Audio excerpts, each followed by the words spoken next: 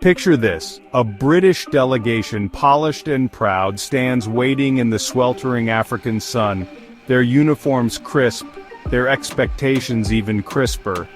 In front of them, a young king from the misty mountains of southern Africa, calm, silent, and completely unbothered by imperial ceremony.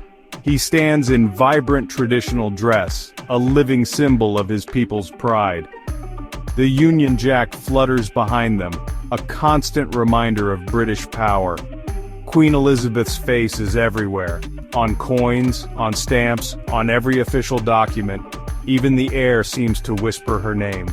They all expect one thing: for him to bow, to show deference, to acknowledge the crown's supremacy. But King Sobhuza II of Swaziland, he doesn't move an inch. Not a single muscle betrays him. He holds their gaze, standing tall, not a hint of submission. His eyes are steady, his posture unyielding, his silence thunders louder than words.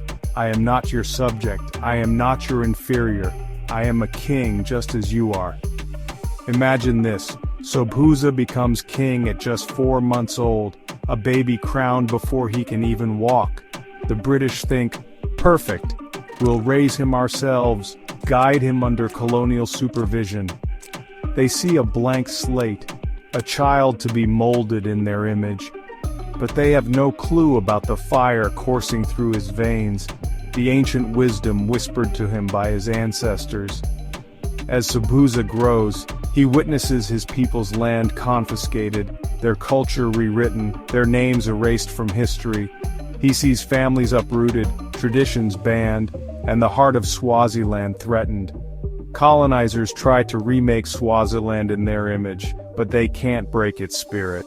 The songs, the dances, the stories, they survive, passed down in secret. When Sobhuza comes of age, he's not just a figurehead. He's a leader shaped by struggle, by loss, and by hope.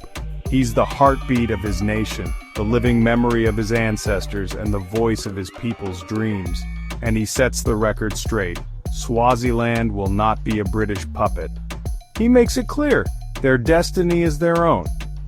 At a meeting with the Queen, he's invited to bow, a symbolic surrender, a gesture loaded with centuries of colonial meaning.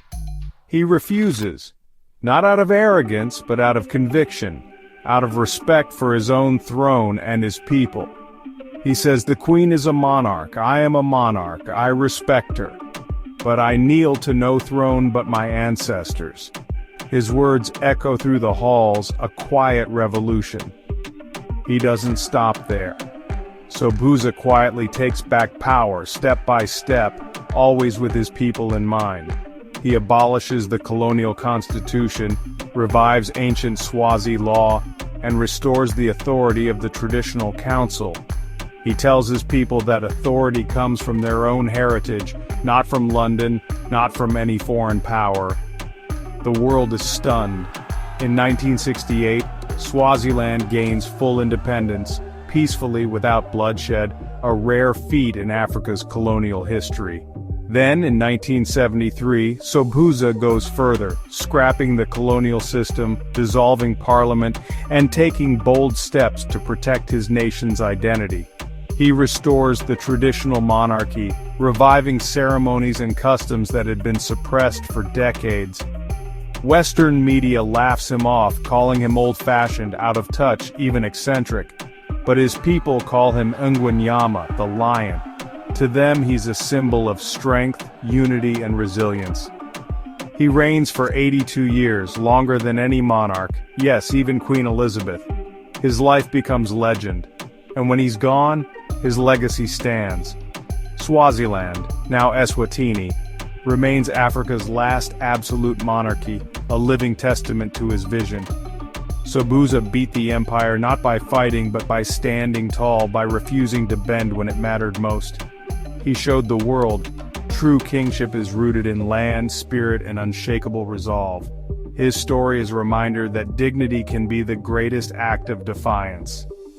For more untold African history, follow at Movibe Africa 23 and subscribe to Movibe, where legacy speaks even in silence.